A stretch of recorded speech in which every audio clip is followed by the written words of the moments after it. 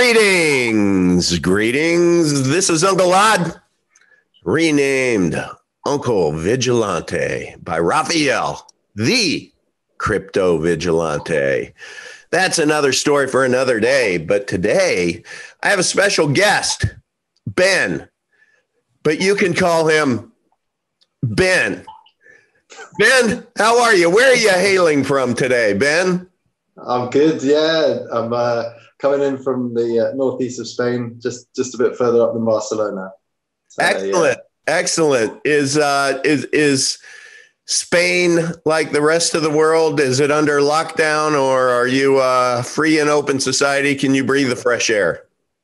I don't watch the TV, so we're yes, my kind of man. Apparently, we're not allowed to do anything. That's awesome. Well, one thing I do know that you have done recently is you attended the Crypto Vigilante Summit. Did you not? I did. Yeah. Yes. So this is, we were just chatting before we, I would say before we went live. We can't go live yet because I've got to get the live streaming figured out with YouTube. We're working on that. But for those of you who may know Uncle Odd from some other channels, you know, YouTube doesn't like Uncle Odd very much because I kind of say things that you shouldn't say, but they bring out the ban hammer quite a bit. So I think I'm in either a little timeout or whatever, but I couldn't live stream. But I have recorded this and you are watching it now after an upload.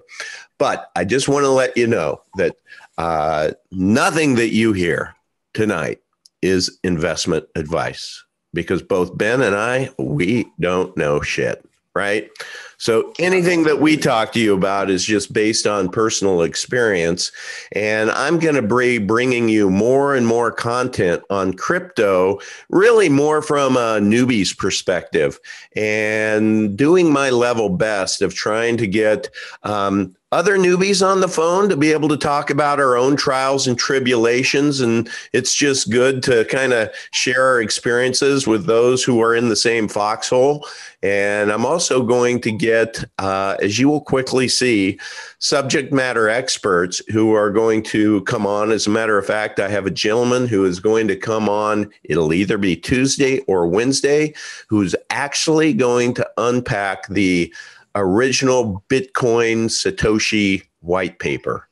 And it's 9 pages, and it is, you know, it's kind of like whatever your belief in God is, but let's just say he exists. You know, if God wrote a book, don't you think you should read it?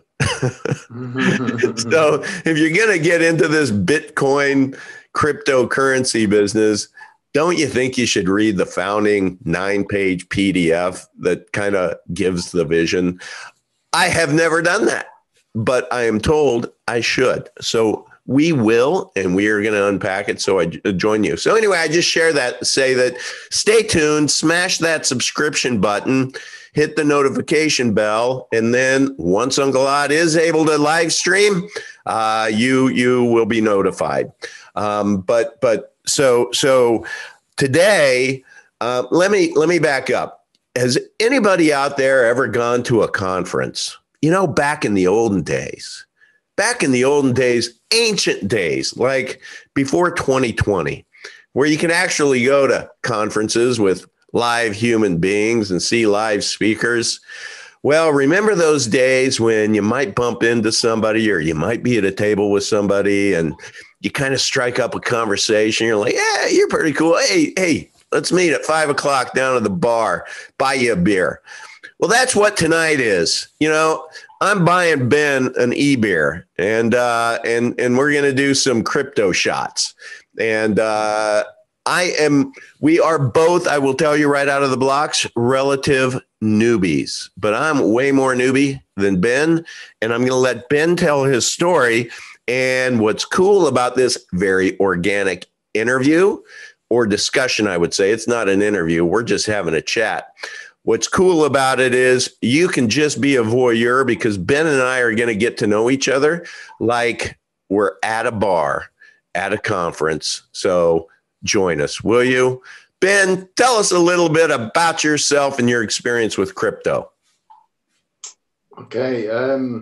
Yeah, well, I was, I guess I started back with my degree. I did computer science as a degree. So, that kind of computer side of it, I was in, but I just didn't want to be in an office. I didn't want to be stuck in front of a computer. So I kind of rejected that a lot. And I started to question world events in about 2005, 2006, when a friend of mine pointed me towards a couple of, what shall we say, torres, two towers in a big, well-known city, which magically fell down in front of us all.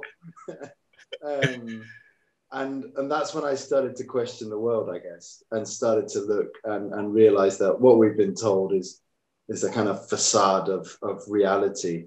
And so you don't believe the mainstream narrative on those two big things, whatever they were, that fell?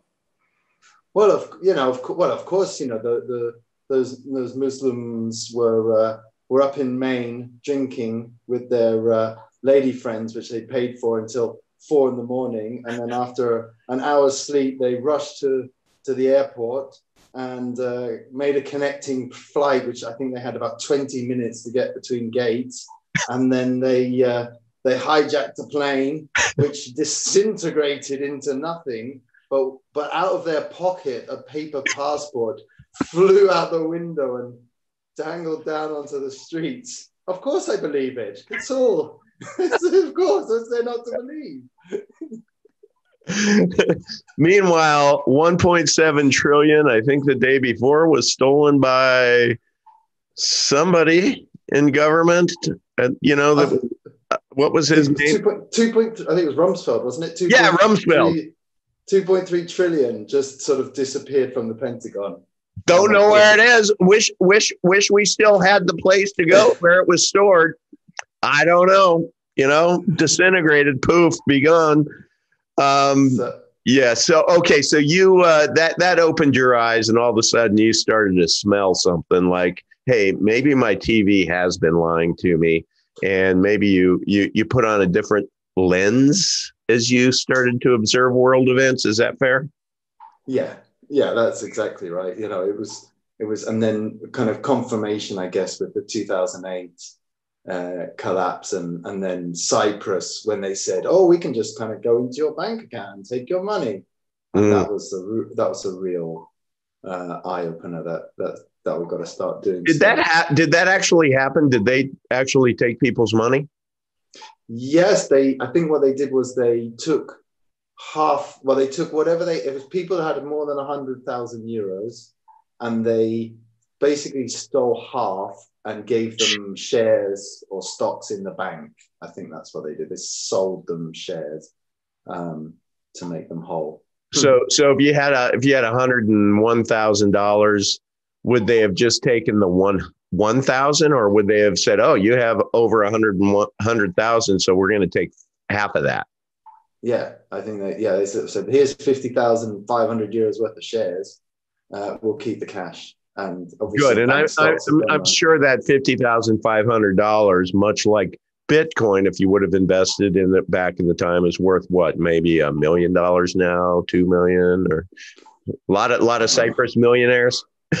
Yeah, if they got in it was before Bitcoin, wasn't it?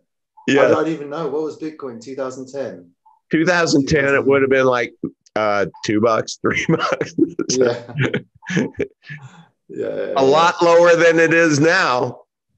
A lot lower than it is now, yes. And I think that's what puts people off a lot. And that's what put me off a lot. Because after it gone, when I was sort of first introduced at 200, and you just look back at well, it was 3, and I don't understand it. So what's going to stop it from crashing? And that was the big thing on my mind. Okay.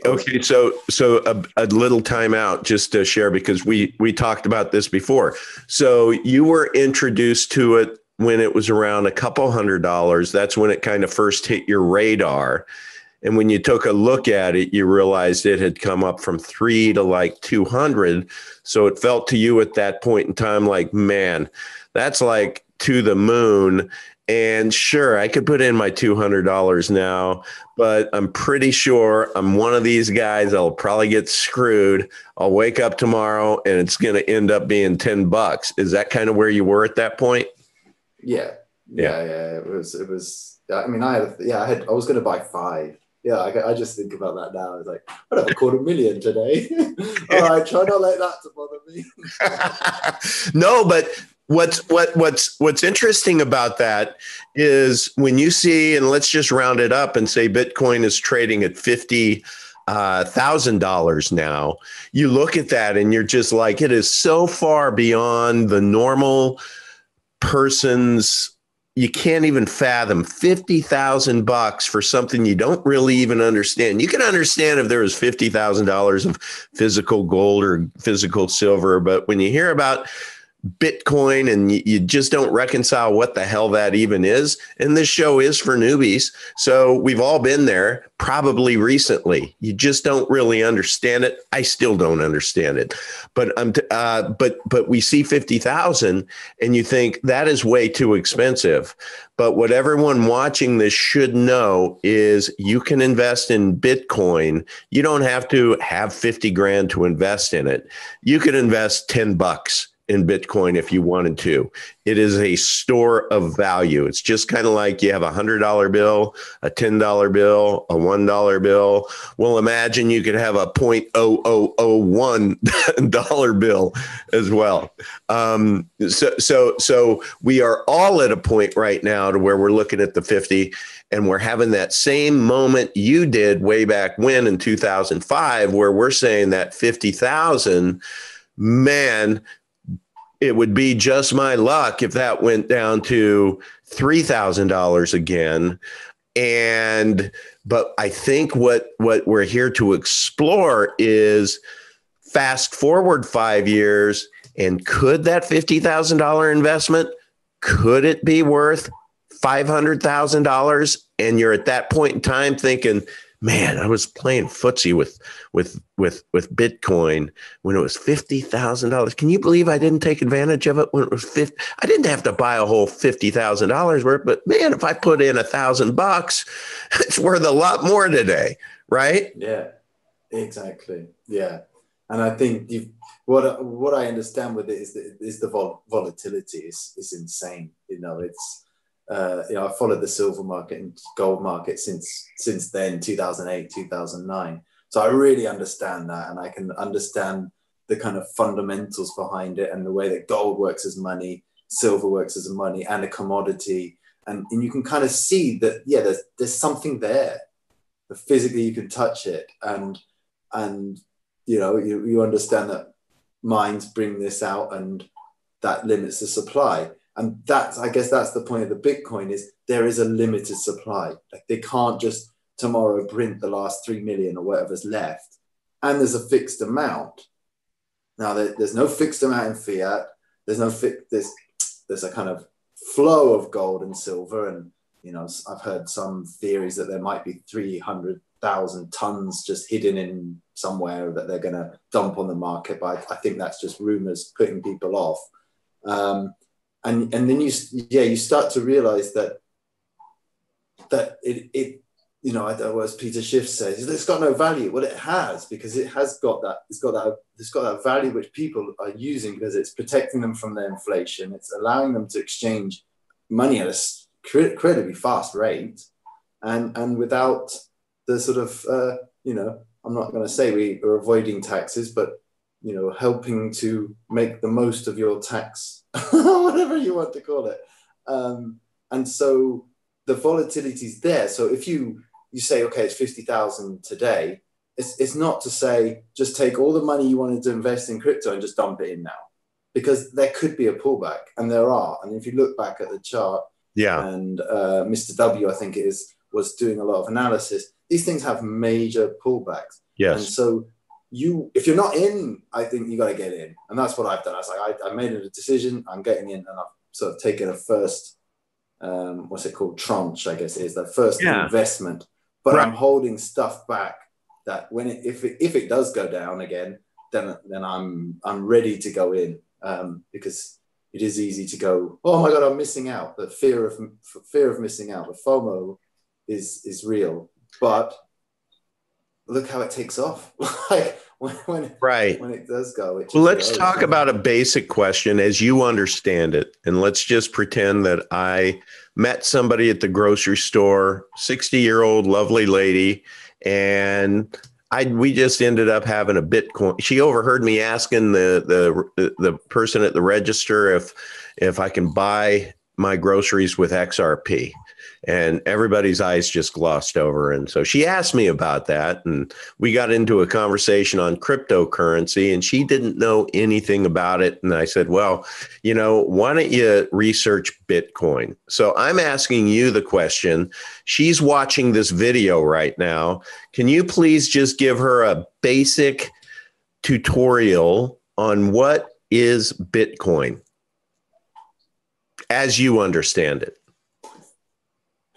I don't think I understand it completely still anyway.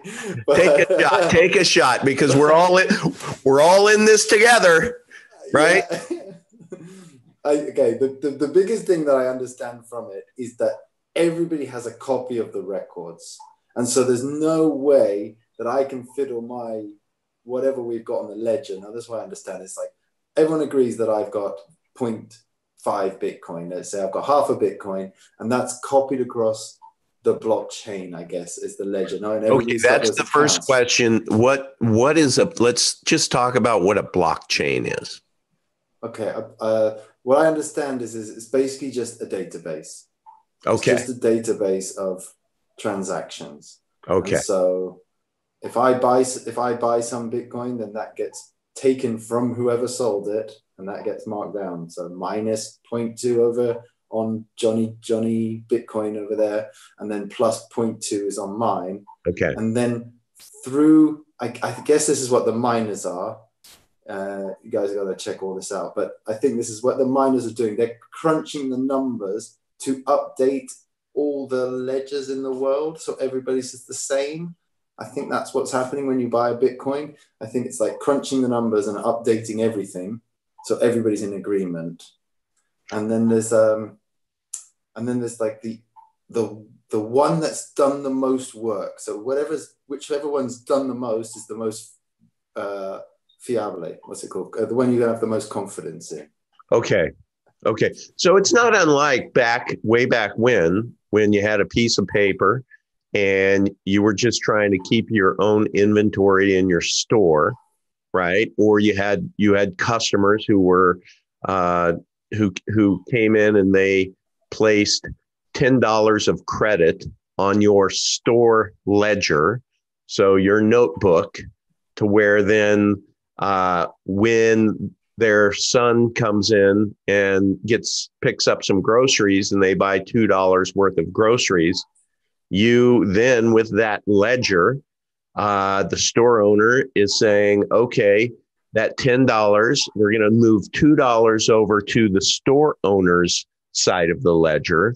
And now everybody's in agreement that tablet, that blockchain, that tablet that says $8 over here and $2 over here now, that is a ledger. That is the blockchain. And I know I'm making it so simple that the people who've been in this for way longer than a month are going to say that you're describing that totally wrong. But sometimes you have to dumb it down to a level that Uncle Odd will understand it. So to me, it's just, this isn't a way of accounting. And people historically, what is money? What is the value of currency, or what is currency? At some point in time, somebody determined that paper and ink is a currency. We know gold is a currency. I mean, you can actually, it's fungible, right? That means that you could melt it down, you could reshape it, but it's still going to be that same ounce of gold. It used to be kind of impractical to be able to take that fungible currency and travel around with it if you wanted to move long distances.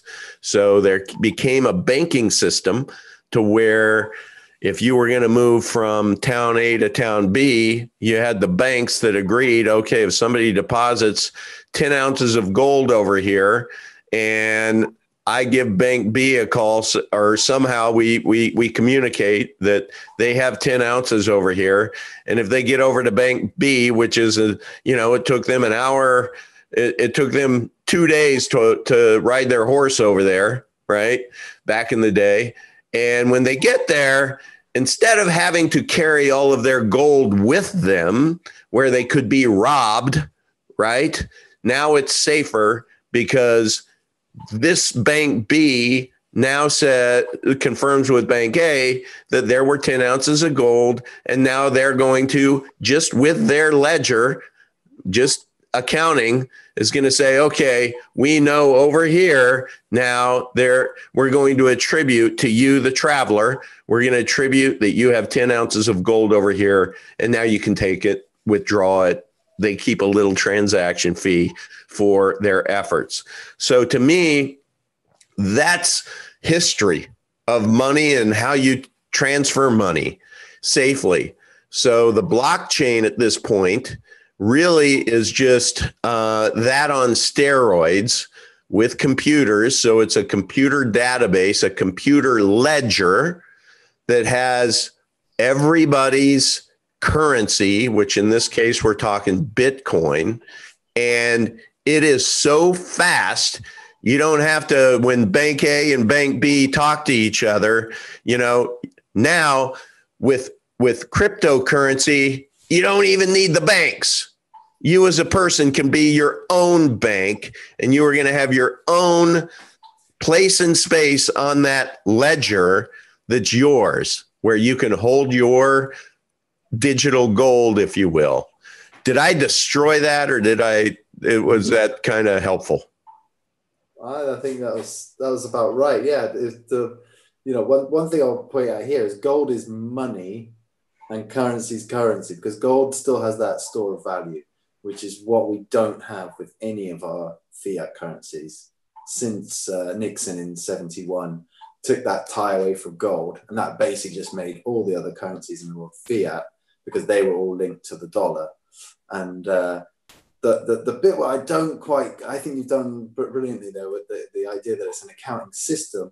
What I would like to find out, and I still don't know, is how out of all these calculations are the new Bitcoins being produced? Amen.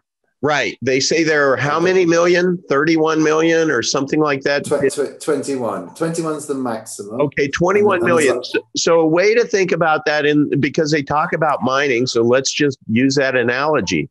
So there's 21 million coins buried on the planet Earth. And there are miners out there. Think about mining real gold. What the miners have to do, they have to get their equipment, they have to hire a crew, they have to dig dirt where they don't know if there's gold there or not, they have to prospect. Ultimately, they have to clean it, they have to sift it, they have to do whatever they do and weigh it up at the end of the day. And maybe they have gold, maybe they don't. So in the world of cryptocurrency, whoever invented this, Satoshi or whatever, whoever invented the system somehow digitally planted 21 million Bitcoin out there for people with computers, or I guess it's ASICs is they have to have a special computer to be able to go find those coins. How they do that, I don't have a freaking clue, but at this point, as a newbie, I'm just going to trust it. But basically, there has been an established value that we are all in agreement that now is a digital currency. So that'll allow us to buy stuff. If we have a whole Bitcoin right now, that would allow us to buy as much stuff as we could buy with $50,000 in the bank of fiat currency. And so How people go mine that, I can understand in my own head how they mine it from the ground to get gold, but I do not understand yet. This is a journey. Give us a year and we're all going to understand how this works. We'll have experts that come on and tell us, but this is just the beginning where we talk about this stuff and we agree to agree that we don't know shit really, but we're trying to figure it out. So, yeah. So we've covered blockchain, we've covered Bitcoin. So how did you then? How did you go about getting your first bit of cryptocurrency? What was your process? My first move was to clean my computer, antivirus my computer. Why would you want to do that? Why would someone want to make sure that their computer was clean? Just for password security, I guess the big one is if somebody's sitting there watching you, if they've managed to hack in and watch what you're doing, or have a what's it called, the keystroke recorders that actually look at what you're typing. It doesn't take much to work through a load of text to realize that soon after an email address, that kind of mix of letters and numbers or whatever you've used as a password is probably a password. And so you just want to sort of start. So so again, back to the lovely lady I met at the store.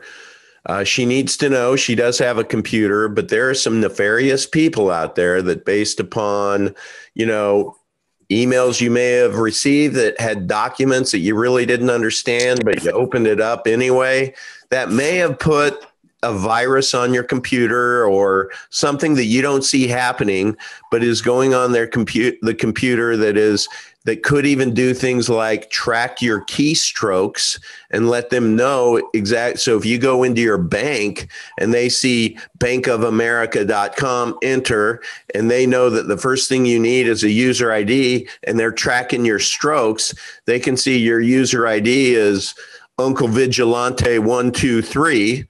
And then the next, they see you hit the tab button or you clicked onto what they know as a password, and you put in 1, 2, 3, 4, 5, 6, and your dog's first name when you were 6, Spot. Now they have that, and you don't know they have it because you have a virus, a spyware on your system. So what you're saying, Ben, is that's a thing. People may have that. And what you should do before you ever start getting into this land of crypto, because it is all digital, you just want to make sure your computer is clean. So that's really square one. Yeah? Yeah. Square one. And then seems like square two would be to sort of hide yourself as well, because a VPN can protect you. And that's a virtual... what's that called? A virtual something network. Virtual private network. Right. Yeah, so that's a VPN, and that's a little bit elusive to me.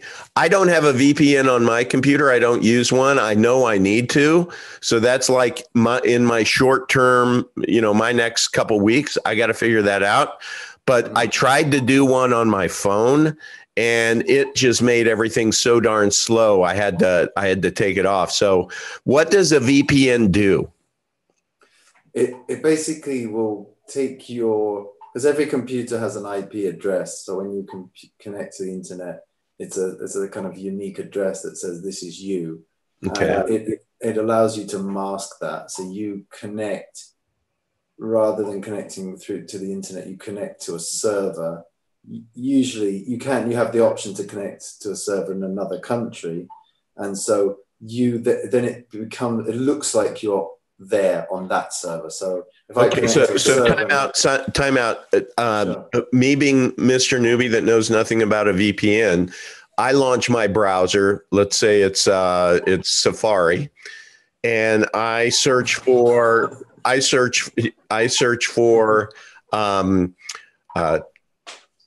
how do you buy Bitcoin, and I hit enter. Now, that is going out to where my address of where my computer is, when it hits the server out there, that search server, that's pinging, that's letting them know exactly where I am and what my computer address is. That's basically saying, here's the backdoor pathway into this person's computer. Yeah, it gives them something to hone in on. Basically, it's like, okay, I'm gonna attack that.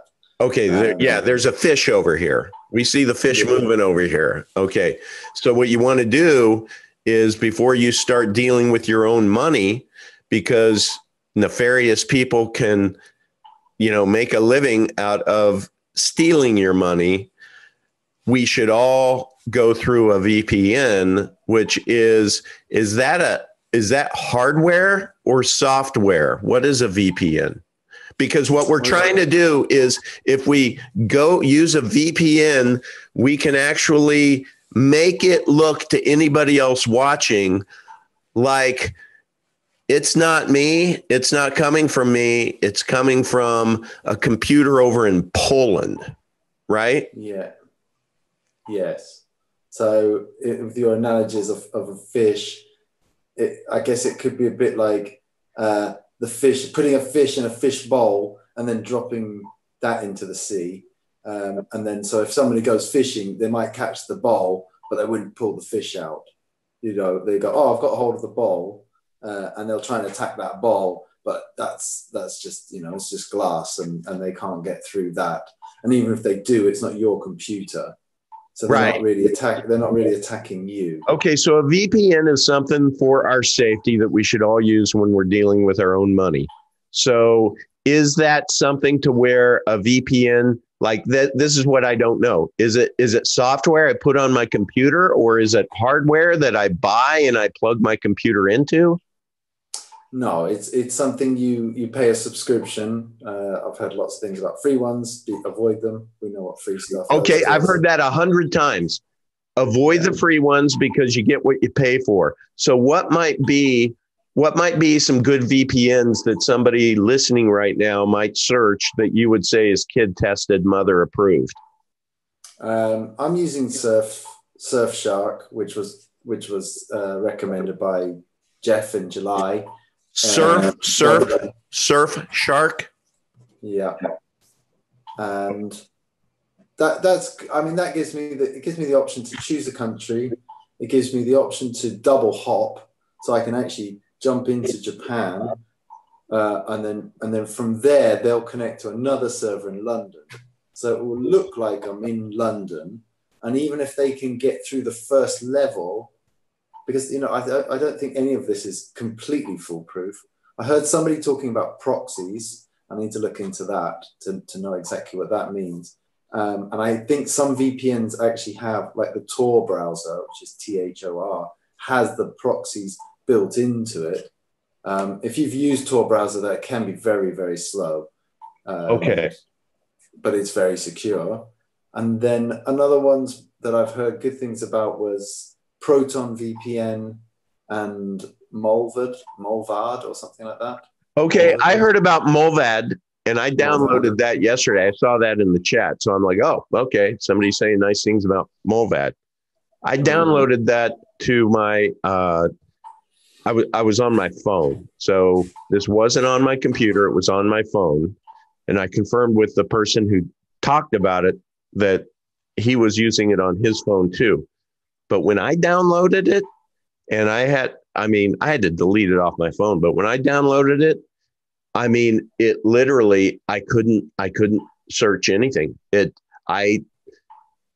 said that I chose Poland, which is why that was top of mind as the country.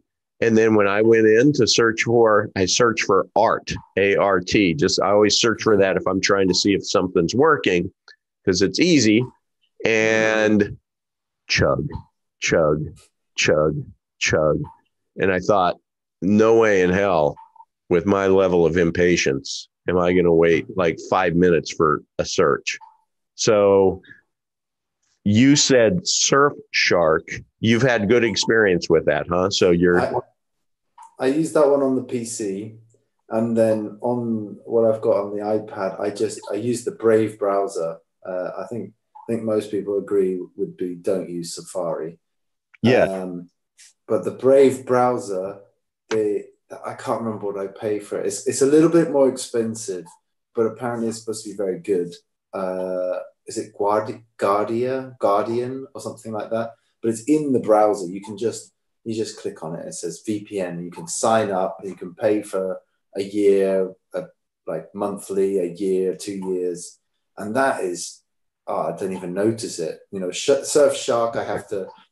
I've put a kill switch on it on Surfshark, so it says that if I'm not connected to my VPN, it blocks my internet, and so there's no way I will accidentally go online unless it's on. Okay. But the Brave browser in Apple, well, what I have on the iPad, that thing's just on. You know, I turn the thing on and it connects straight away, and it's got the VPN. See, this is what I think people are looking for. So this is a case to where if you're a newbie, and if you can have a Brave browser on PC or Apple. So just use the Brave browser. That has a built-in VPN. Upgrade to it. Period. Done. End of story. That's a frontline level of protection. Now we can go to the next step. So what we're going to talk about right now is doing things from your iPad or your PC. We won't talk about the cell phone yet. But let's just presume that we're on your computer. So you're on your computer and you're interested in Bitcoin. You know you have $1,000 in the bank. You want to get that $1,000 from your bank, or you have $10,000 in the bank and you want to dedicate 10% of that for a crypto. You want to diversify. So 10% of your savings is in cryptocurrency. So you're going to take $1,000. So we need to, where do we go next? I'm going to suggest Coinbase, if you agree, for the purpose of this exercise, because do you use Coinbase or? I've not used Coinbase. What do you use? I've used Kraken. I started to sign up to Binance because I'd heard that I didn't need a know your customer, KYC, which is know your customer. And I think that's what that's what held me up a bit was, they're going to find out all my details. They're going to know I have Bitcoins and they're going to come and call me a criminal or something. And I don't want them to know anything. So I was trying to avoid the know your customer. Okay, so everybody should stop right now and just know there's something you're going to see a lot, which took me a while to figure out what the hell it was, but it's KYC, and that's know your customer, and that's basically regulations that these exchanges where you go and you buy your cryptocurrency. There are some exchanges that have to basically get information on their customers. So you're going to have your driver's license. You're going to need to take a picture of that. You're going to have to hold up your camera and take a picture of your face. So they want to know exactly who you are for your protection. Certainly not because they ultimately want to tax the shit out of you. No. It's just for your protection. Let's agree on that right now. So there's a lot of there's a community out there of folks who really prefer to maintain their privacy, and so there are networks and there are even privacy coins out there that we're not going to talk about now, but there are privacy coins out there to where you can maintain total privacy throughout the whole process. But we aren't going to go there because that only will get in your way of putting that $1,000 to work. We're going to say, you know what? Screw it. We don't mind submitting our driver's license for this exercise right now. So we're going to go to either Kraken or Coinbase. I've heard great things about both of them. I personally have experience with Coinbase, so let's just go down that path. So you go in and you set up you go to Coinbase, and I suggest Coinbase Pro, and you get a Coinbase Pro account. And once you do, you go through the process of getting that set up on your computer so that you are now, and I'm not going to go through the process of how you do that. You're smart people. You can figure it out. I'm just pointing you to Coinbase Pro. Go through the process to be able to get an account with Coinbase Pro. Now, when you're in there, you are going to need to connect your Coinbase Pro account to your bank account. So you're going to have your banking information with you. And I know with Coinbase, I could connect with routing number and my account number to be able to attach it to my bank account, because that's the only way you're going to be able to take that $1,000 from your bank and put it in your Coinbase Pro account as fiat cash. Am I right so far on that? Correct. Yes. Okay. Kraken allows, I can transfer to there's various banks and different, using the SWIFT and the SEPA, which are the different ways of moving money. But I can also fund it directly with a credit card.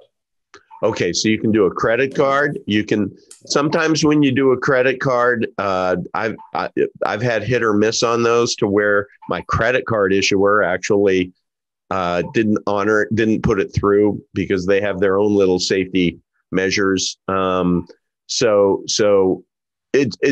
bottom line is you got to connect you have to fund it.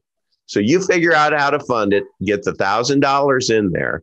Now that you have $1,000 in there, let's talk about the most important thing through all of this. And that is this good old fashioned pen and paper. Why? Because you're going to have to write down a bunch of passwords.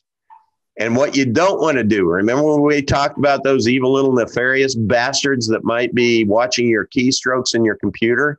Maybe the antivirus software that you have wasn't that awesome. And true story, and he's going to watch this. His name is Pepe Defroge, but he's the person within a Telegram chat that told me, hey, you got to buy some XRP. And I didn't even know what that was. I didn't know cryptocurrency, but that was the first coin I bought going through this process. Now, he told me 2 days ago, this man is absolutely devastated. Devastated. He has been working his butt off, doing mining, doing everything for a few years. And he just ended up to where his portfolio was so heavily weighted in one coin, XRP, because he really believed in the future of this coin. Now, this man got hacked. He sent me, it was the most painful thing that I ever read 2 days ago. He is devastated to the point of, I gave him my phone number and I said, don't go to a dark place, call me first. He lost everything because, and this guy, this is why I'm talking about this. He made the mistake, he said, of writing down his information in a note on his computer that he printed out. Write it down on a piece of paper. So when you go to Coinbase or Kraken, or ultimately you get your wallets, you'll understand what a cold storage wallet is and keywords and everything. Write it down on paper. I have a dedicated notebook to it, which says in the front, because why not? If found, I'll give you a $500 reward if you'll contact me and return it. And I give my name, phone number, email address, and my current address. Now, I'm not going to lose this. This is going in my home safe or safety deposit box or whatever.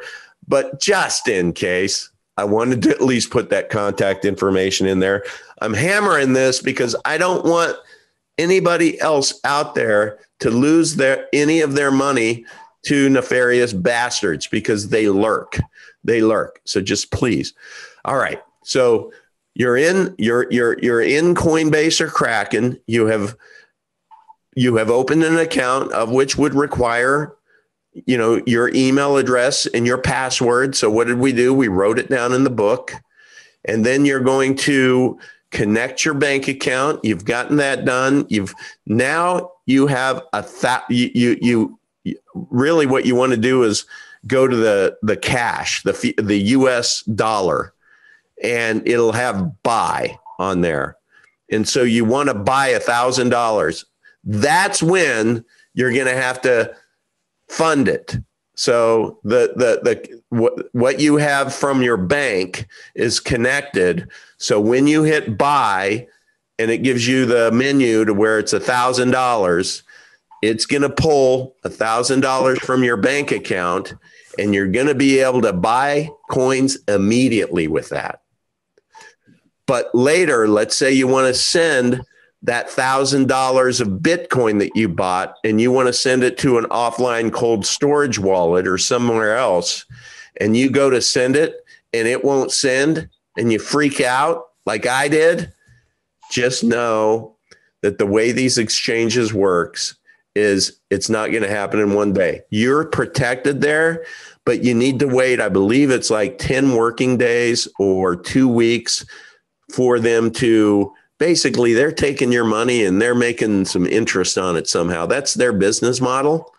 And so it just takes 2 weeks before you can transfer it out.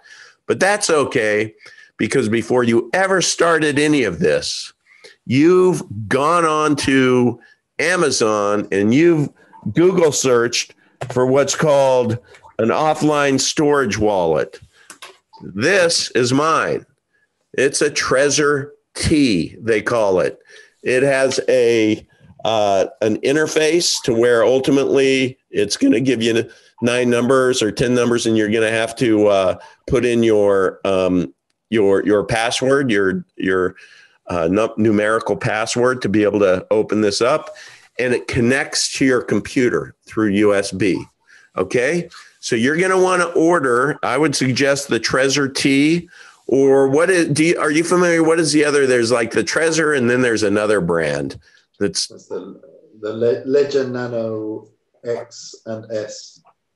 I've got the S, but it kind of got stuck on an update. I got an update and it got stuck on a screen, and I can't get it off. And so I ordered the Trezor Model Ts. Okay, yeah, this is so highly recommended. So for those of you out there who just want to be told what to do, go to Amazon at the beginning of this, order a Trezor T, and I think it's around a couple $100. So there is an investment to get into this game, but this ultimately is where your coins are going to be held. Think of this as a big fat wallet, right? But it's digital, and you're going to put all of your coins in this thing, and then you're going to take this. It's going to be disconnected from the internet, from your computer, everywhere. It's going to go into, I would suggest also ordering off Amazon a fireproof bag. So I'll put my Trezor in there, and in there are going to be copies of all of the keywords and my passwords and everything in here that I'm going to put in a safe place in my house. And I'm also going to have another second backup one of these bags that is going to have all of my keywords and passwords and everything that I'm going to store elsewhere. For me, it'll be my safety deposit box at the bank. And it's going to have instructions in there that if I ever get hit by a bus, it's going to tell my kids or whomever is in your life that, hey, if I get hit by a bus, do yourself a favor, write enough instructions in there that people will know what's in it. And at minimum, all they have to do is talk to someone in their operating reality who knows a thing about cryptocurrency, has a little experience, and they can help you figure out how to be able to unpack the wealth that is in here. That if you don't know, I mean, imagine there are so many stories out there of people who had little thumb drives or whatever of crypto coin that they bought back in, that somebody may have given to them as a gift, for crying out loud, of 700 crypto coins on that thing. And back then it was worth $700. And you're like, yeah, okay. And then they misplaced their passwords or their keywords or whatever. Take this part seriously, please. This is the most important part. If you lose any of those access passwords and keywords, you're screwed. This is worth no more than a paperweight. Okay. You could have $1 billion in here and it's a paperweight. So, okay. I hope I've effectively scared the shit out of people to get a pen and paper and go through this process. So, all right. Now we have we have our Coinbase funded, and we want to buy, let's just say we want 5 coins. So we want to take $200 and buy Bitcoin, $200 and buy Ether, $200 and buy Monero. Oh, wait, I can't buy Monero in Coinbase. So let's not do that. We're going to figure out Monero on another channel, on another show. But just remember Monero, because that's going to be an important part of all of our future. But there are coins that are out there. There's Bitcoin Cash. You'll see there's 7,000 coins that you can purchase. Okay. So, but you're going to buy, let's say 4, and you're going to keep $200 in $200 US currency, because you may get a hot tip from somebody. Hey, you should buy this coin right now today. And it's nice to have $200 in there, let's say, to be able to just quickly buy it in Coinbase. Okay. So now you go in and tell us the steps to be able to buy something within Kraken. Okay. I just go back. One extra level security would be to buy the Trezor from Trezor.io, I think the website is, rather than Amazon, just to make sure you're getting an untainted one. Oh, Uncle I didn't do that. Great thinking. My next Trezor. Do you need more than one Trezor, or will one suffice for all of your needs? Well, it's kind of like putting all your eggs in one basket, isn't it? It's if he had all his stuff on Exodus online and he got hacked, if he had 2 wallets, then he'd only lose half of his money. That's true. If you're investing 1,000, I wouldn't worry about it. Right. Okay. Fair enough. So you use it's like diversifying. It's like, you're a gold guy. So I presume you don't store all of the gold in your back pocket. I bet you have a few places that you keep it. Yeah. Okay. A few countries. Yeah, right. Right. Internationalize. Yeah. Case is a good one for that. Okay. Just in general. But okay, so I've got my Kraken, or my Coinbase is funded, and now from what I gather, is there's not really any fees for buying in there. No. There may be a percentage off the actual price. I don't know how is Kraken actually on? Is it following the actual price? But anyway, the main thing you want to do here is you don't want to just buy it all at once, because you could buy it all here at $50,000 and you could see it come back down to 20, 25, to 35. So if you're not getting charged, then you want to set out a plan. If there's no immediate rush to get this money into Bitcoin, then maybe spend the next 2 months, 3 months, cost averaging in. So just buy a little bit each week. And so if the price goes up, well, last week you got it cheaper. And if the price goes down, well, this week we got it cheaper. But if you go and buy it all at 1 week and then it goes down 50%, well, then you've just got to, most people will actually panic out probably because they panic out and they're like, oh, it's going to go to zero, and they'll sell it all. And then the market will probably turn and go back up again. So cost averaging kind of just keeps your nerves, don't try and read the market. I've studied markets for a long time, and it's still very difficult to buy the bottom and sell the top. I don't think anyone can do it on a regular basis.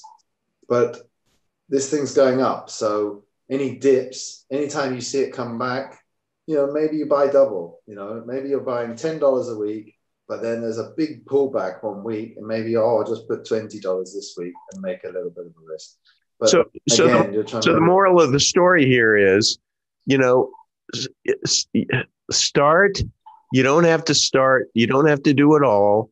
And what you're suggesting, I love it. I love it as a strategy, is do a little bit of research, invest in some of the coins, especially if you're new. There are some blue chip coins that are out there, and just kind of put $10 in each and keep your cash. And what you're saying is you don't have to do it all at your first day, just now follow the market, and you'll start seeing what you're talking about, how it goes up and down and up and dips and down. And then all of a sudden it may crash. So basically this is your this is your tuition to learn this game called cryptocurrency. Look at that first $1,000 as your tuition. That, you might lose it all, but you won't, especially if you diversify in coins and you're buying Bitcoin. It's not going away. So you may go for a ride depending upon the cycle, but I think history has shown that $1,000 investment, I'm pretty comfortable. This is not investment advice, but I'm pretty comfortable saying that you give it a year or 2 years or 3 years, that even if it was just Bitcoin, but it's going north, it is going to increase in value. So it's going to increase in value, but if you're looking at it on a day-to-day basis, it's going to be like a roller coaster, and it could drive you insane. So if you want to just buy and hold it and not have any emotional angst, then that's if you're one of these people who just don't like kind of mental confrontation, then you may want to do that. Or if you're like me and you kind of like the dopamine hits, I sure like it when I see it turning green and going up. So, okay. Yeah. All right. So we have, we now are at a point in time to where you keep hearing that it's not safe to keep your money on these exchanges. So we need to get it off. How do we go about doing that? Well, this is where you want to, it might not be worth sending $10. It might be worth building up that position. And maybe when you've got a couple of hundred, because all these things do charge you to transaction fees. What I understand, I think Bitcoin is, the fees seem to follow how much activities on the exchange. Yeah. So, good times it would be, if you live in California, well, if you get up at, if you stay up till 11 o'clock at night and most of Europe's sleeping and Asia's just kind of waking up, I'm sure you can find times when it's cheaper. I haven't done that. That's interesting. I haven't played with that. Okay. But it seems to be a percentage. I have done a few swaps inside Exodus, and that's been a bit expensive. Okay, so that's going to confuse people because we're talking about an offline cold storage wallet. Now we've talked about Exodus, but what I was told from Coinbase to transfer my coins into Exodus. Exodus is an online storage wallet, right? So that's like your Trezor, except it's online. It is a wallet that if you unplug your computer and you shut it off, that would be kind of like, having it on your cold storage, in your safe on your Trezor. But you can do some different things within Exodus. So there's a good reason to have it over in Exodus, because in Exodus, like in Coinbase, you're limited to maybe 150 coins that you can buy.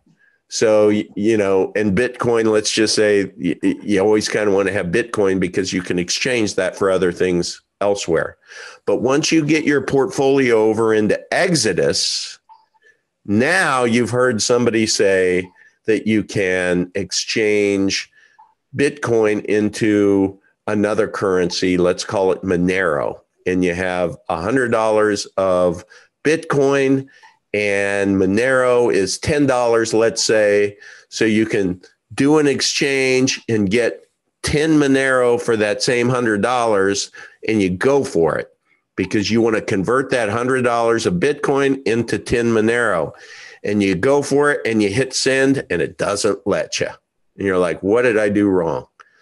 Well, they don't do it for free. They swap those, but they take a little cut. So you might have to try a couple of times, and instead of 10 Monero, you might have to put in 9.5. So you have to be able to cover that exchange fee. I haven't figured out. I don't think there's kind of a place to where it automatically tells you what it is. Maybe there is, and I just don't know it. But do I have that right? You have to keep that in mind, that when you do exchange coins in there or swap them, there is going to be, you have to pay the piper somewhere, right?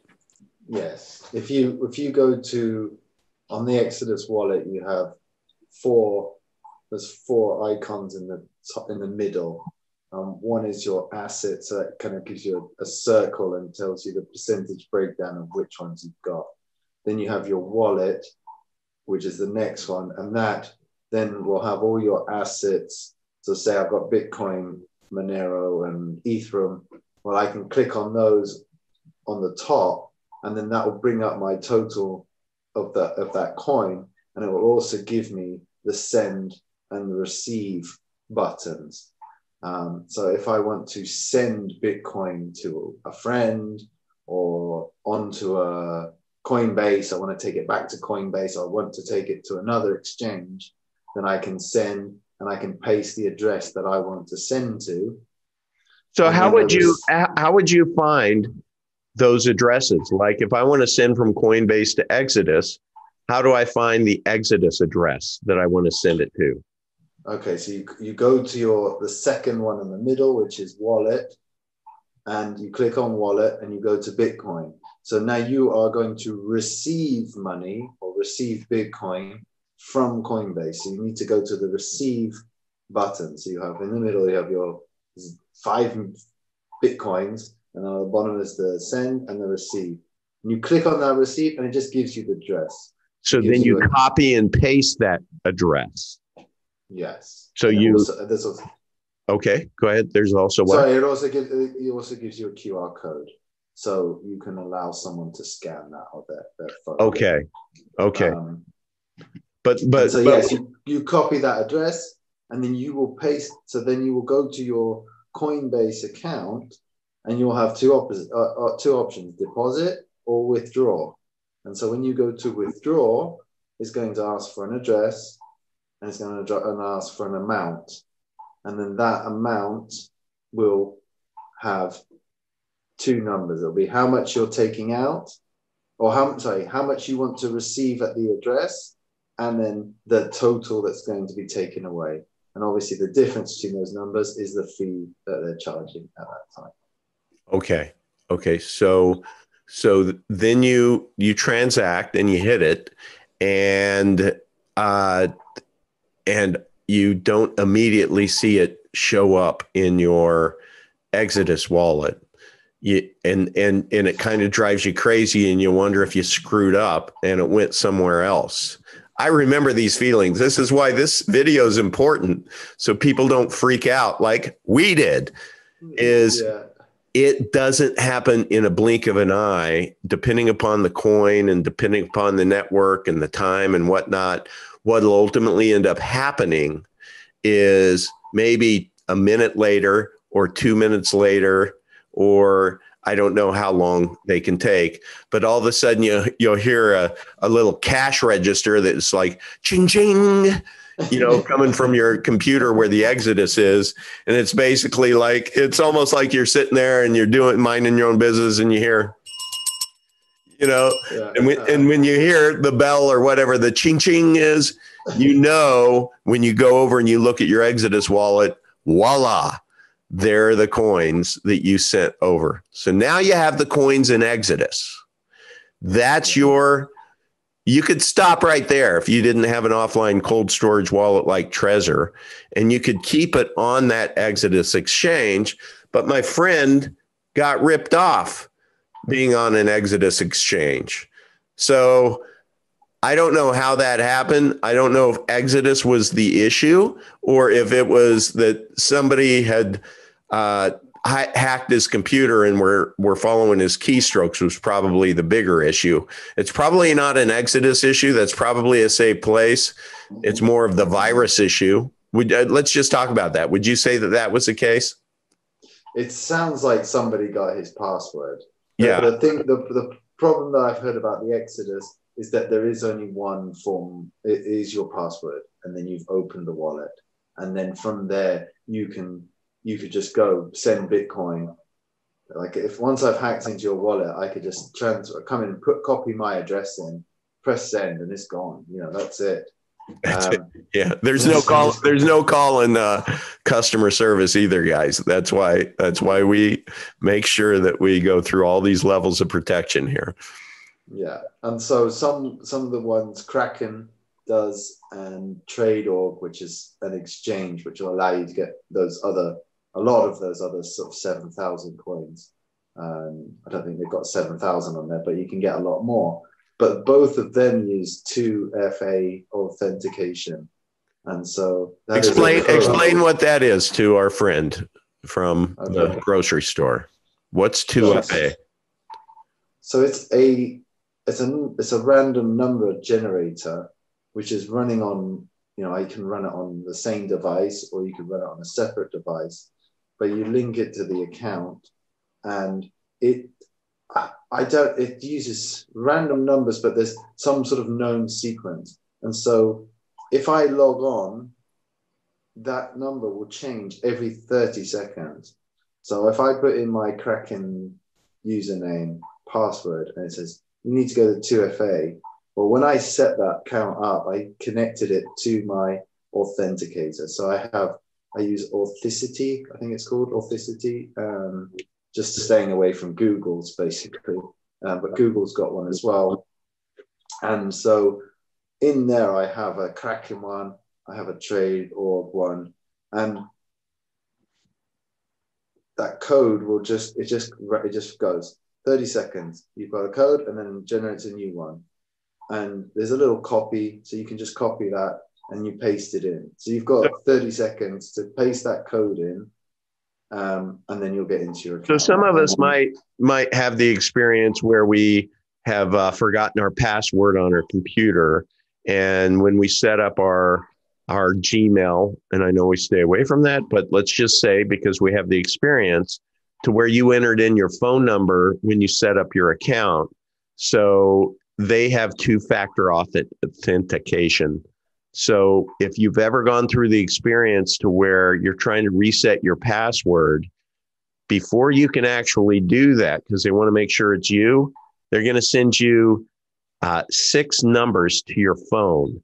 And so that's going to come in by text or by email, you choose. And once you get that 6 numbers, then you fill in those 6 numbers on your screen where it's asking for your code.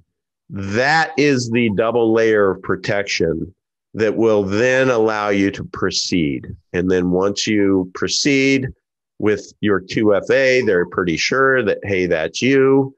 And again, it's just to keep you safe. So this is stuff that once you go through it, if somebody when you were a kid gave you a bike and they told you, just go ride that bike, Here's how you do it. And they explain to you how to do it.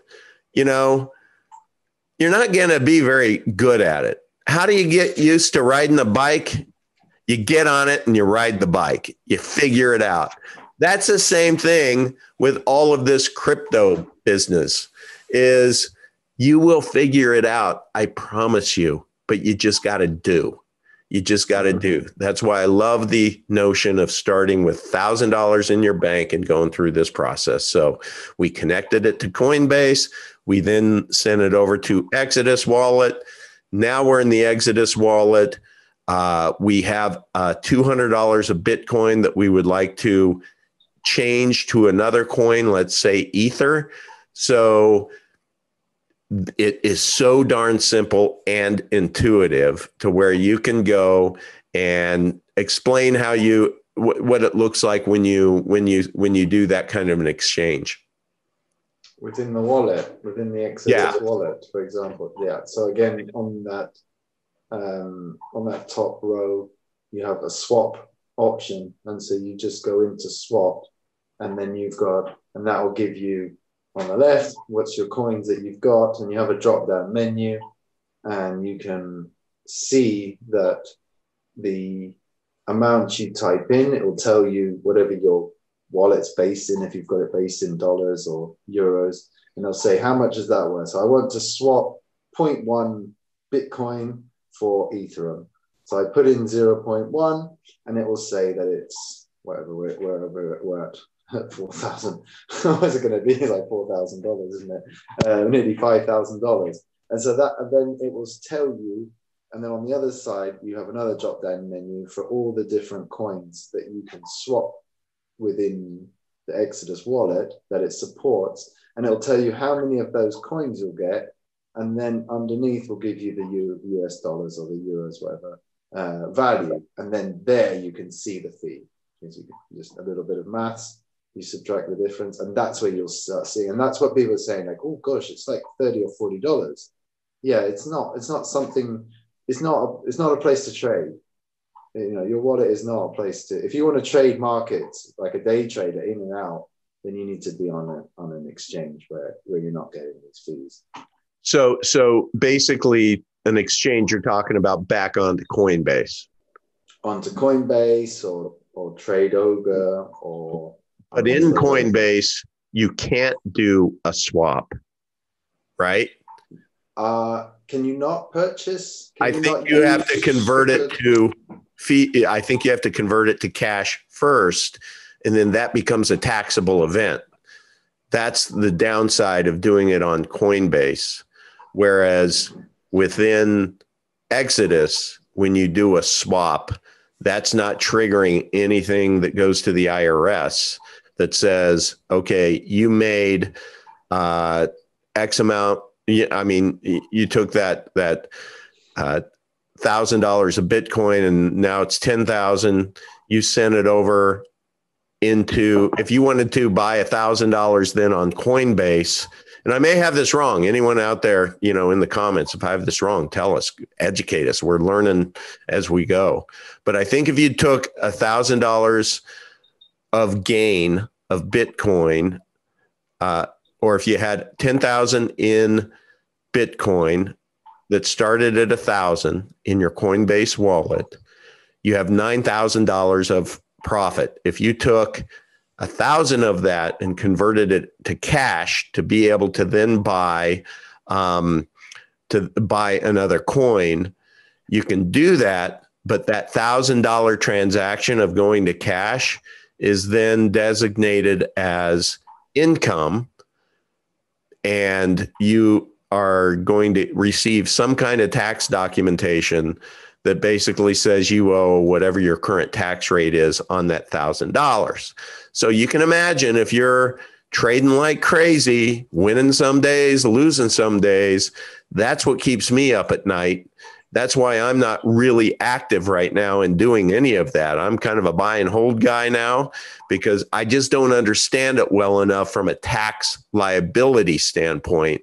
And I want to make sure I walk really lightly there, because I don't want to all of a sudden at the end of the year get a tax liability of, $10,000. Whereas I'm like, what do you mean? That wasn't all profit. I invested in this coin over here and I lost my ass. So there was no profit. IRS doesn't care, Yeah. So that's why Exodus, they may charge that $40 fee or whatever, but I think they get away with that because they're like, what's your alternative? Pay taxes on it? So it's cheap is expensive and expensive is cheap in this case. But bottom line is, for the sake of us beginners with that $1,000, we don't want to be thinking about swapping and all of this, unless you're trying to swap something for Monero at this point, because you got to figure out an easy way to get Monero. Everybody's going to say, what's Monero? That's for another show. But now we have our coins that are over in our Exodus wallet. When you get your Trezor, you connect your Trezor, and Exodus really easily walks you through. It'll recognize there's a device, and then after you've taken your Trezor and you go to trezor.io and you plug it in, and then you configure your Trezor with your password first. Now you have this live little Trezor wallet that then when you're in Exodus, you plug it in. And the nice thing about Exodus is it auto recognizes your Trezor. It will hook it up and say, hey, there's a Trezor. It says it's Uncle Odd's Trezor, right? Now it'll connect it, but it's not going to grant access to the Trezor, because the reason why I like the Trezor T is on the face, there is basically a screen to where you enter in I think it's a 6-letter or 6-number password. So you enter that in. Now the computer Exodus says, Shazam, I see Todd's Trezor there. We sync them up. It's, you've put in your password, so you've given me access. Now on Exodus, I see my Exodus wallet that has all of my $1,000, let's say, in there. And then I see my Trezor, which has 0 in it. At that point in time, I can send all of my coins over to my Trezor wallet. So now my Trezor has those 5 coins on it. Now I'm going to give you a little pro tip here for those of you who like dopamine hits. Okay? With your cell phone, go to and search for an app called Blockfolio. You can then have that app on your machine, and that your Trezor that then you're going to pull off of the internet. So it's like it's in your freaking safe. It's in your fireproof bag. That's where your money is. Okay. But be kind of nice to know, how's my portfolio doing, right? So whatever's on your Trezor, you can take each coin and you can load a coin on Blockfolio. And let's say you have 0.01 Bitcoin. You can add the Bitcoin and it'll say add, and it'll say how much, and you can put 0.01. Now it's tracking 0.01. You can go and let's say you have Ether and you have 12 Ether. You put in 12, it shows you how much it is based upon what the current price is.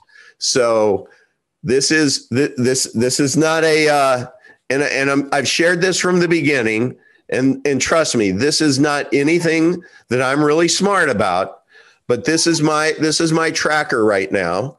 So I hit that. And my initial $35,000 from mid-January is now, because I have it. Now, this is right here is on my Trezor. Nobody, even though I can see it here, nobody else can touch it, can hack it or whatever. But I know because I freaking got lucky with timing, and I don't know why. It could have been the other way. I'm saying this again, not as any kind of a brag or to show off. I'm just saying that it's been since the second week of January, and that 35 is now $63,853. Yeah. That's dopamine, baby. That's why I love this. Now, there have been times during the last, 10 years to where if I would have bought at Bitcoin at $7,000, remember when it went down to boom, I think 3, like overnight, I'd be pretty bummed out. So, but anyway, Blockfolio, highly recommend it if you like dopamine hits. And also, if you see it just going south, man, I want to know that too. Even though I have my treasure safely stored away, and it's kind of a pain in the ass to fire everything back up and plug it in. And, I don't want to check. I don't want to check that way. I want it to be immediate. I want to be going on a walk and say, how's the market doing? I don't give a shit. How's my portfolio doing? Yeah. Right? Absolutely. And then then the other thing that I learned is if you add, like, let's say you add another, let's say you had 10 coins of Ether in there, and you ended up adding 3 more coins of Ether on your Trezor. All you do is you go into Blockfolio. Now you have 13 on your Trezor. You just delete the Ethereum coin. You don't edit it and add more. You just delete it. And then you add it back with 13. And then boom, now it's at 13. So you have to do it manually. It doesn't sync up with your Trezor. You just do it manually, but it just kind of makes it fun. And I think it's worth, but again, this is like crazy to me because I'm sitting here thinking, what if I would have just dilly-dallied and didn't actually put my toe in the water in mid-January? I would have lost over $30,000 of value if I would have be buying the same exact portfolio today. Yeah. Right. So, yeah. Okay. So now we have everything. We have everything off-boarded onto our Trezor, and we have put it in a fireproof bag with our book that has all of the passwords and everything on it, and which includes the password to the Trezor. And if anybody ever stole that, you're screwed.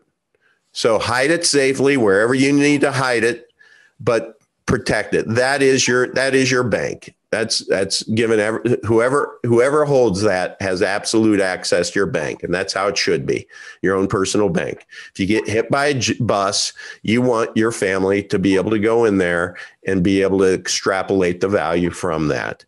But you want to be smart, and you don't want to, you want to say, okay, what if, now this is just being really stupid, but let's say that, you hired some movers, and some movers put that in a box, and you just can't find it anywhere. That Trezor's here. You don't believe somebody stole it, but you can't find the damn thing.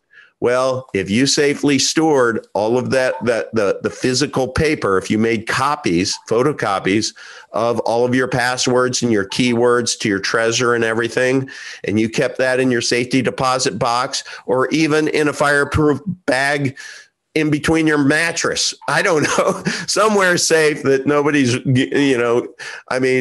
there are false books you can buy out there that you can, there's lots of different ways to hide things, but just make sure you have that sheet of paper that has everything in 3 different places. 1, with your hardware wallet. 2, somewhere offsite elsewhere, like at a bank or somewhere, just because you don't, if you do have an all-consuming fire at your home, but again, get a fireproof bag. And lastly is just hide a second one somewhere else that is pretty accessible. If you have a home safe and you have your Trezor and everything in the safe, and you want to make some changes. It's just good to have multiple places. Okay, I beat that up, but that's what we do here on this tutorial, because we just don't want you making any mistakes, and people have made mistakes. I think that's fair. So this is the safety net. Okay. Could I just add one thing? Just by saying be safe and so when you do those transfers and stuff, do a small amount, even if the percentage cost is going to be a lot, and you think, amen. Just do a small amount and make sure it works. That is thank you for saying that. It is again, that goes into the cheapest expensive bucket. If you do it all at once and you did make a mistake, and and I know we're going to copy and paste, so we're not going to take a look and write down that long 64 up capitals and lowercase and numbers and everything, and then enter that in manually. Imagine having one letter wrong or one number wrong on that, and it appears in somebody's wallet. They're going to say, thank you to the universe, and you're screwed. But yeah, just do it small amount so that you hear that little cha-ching button, and you know that it's safely where it should be. And man, it's like riding a bike, guys, once you start it. But the enemy of progress is perfection. So don't try to, there is no perfect tutorial. That's the last thing I will tell you. How did I kind of learn all this? YouTube. I search for how do I buy Bitcoin. You're all smart people. You can do that. You should do that anyway. That's where I learned to get a book in the paper and make 3 copies. I learned that from one video. I've never seen it on any other video, but I think it's a damn good idea. So do your own research. It's part of the process. This is your tuition, right? We're here to help, but you got to do the work. You don't do the work, then enjoy your fiat in the bank as it deflates. Yeah. What are we missing, man? This is I think this has been mission accomplished, because that's really what people were wanting, was just give us one really simple, basic 101. How do we get it from the bank somewhere safe? Do you think we covered it all? I think so. Yeah. I think without overwhelming, as you say, keep it in small bite-sized chunks. That's your first. That's the first thing. If you that's right. You've got something to succeed with. Yeah, that's right. That's right. And the fact is, if you can't get this part right, well, then it's kind of like you're never going to win the Olympics in a sprint race without your lower legs. You got to have the foundation. you just do.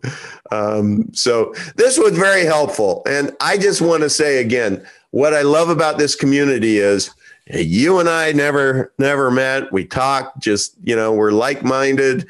You're on a different, in Spain, I'm in Tampa, Florida. And, but look, we now know each other. We're friends. We're going to chat more. And if anyone out there, please do a couple things. Subscribe to this channel. I promise there's going to be more content like this, and more conversations at the virtual bar that you can follow along with. And once I get the live streaming figured out again, you'll be able to even add comments in the chat. And then also, please go to Telegram and search for Uncle Vigilante chat. There's an Uncle Vigilante chat that you can go find. And that's where you can ask questions. That's where we're going to let you know when we're going to live stream. So if you're just connected there, you'll be ahead of the game. We'll let you know when we post videos. We'll let you know when new fun stuff happens. But, we're just faking it till we make it, guys. And I don't even know what make it means. We just want to educate others and I want to educate myself. And so I'm going to talk to a lot of smart people. And while I learn, I hope you learn. So, hey, Ben, you rock. Thank you so much. I really appreciate you. Thank you very much for having me. Absolute pleasure. You bet. And we will do it again, sir. Absolutely. Okay. All right. Okay. Thank you. Thank you, everyone. Bye-bye. See the money wanna stay for your meal. I'll say it's gonna put some love in your life. Don't you really wanna know how it feels? Everybody wanna see what it's like, but you even wanna be inside. It ain't lies. We all know there's better things in this life.